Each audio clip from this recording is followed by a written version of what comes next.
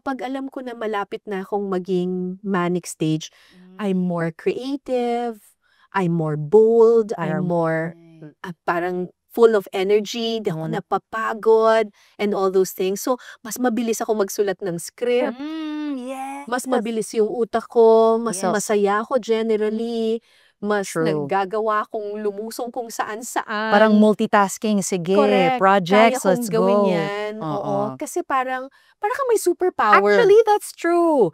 When I know that I'm like pa-hypomanic ako, that's when I go, okay, sige, say yes to this project, say yes to this project, say yes to this project, kasi kaya ko yan. And then, when I feel na pa-depressive na ako, that's when I go, Doon muna ako sa bahay. okay, it's time to rest. Hindi mo na ako mag-accept ng anything.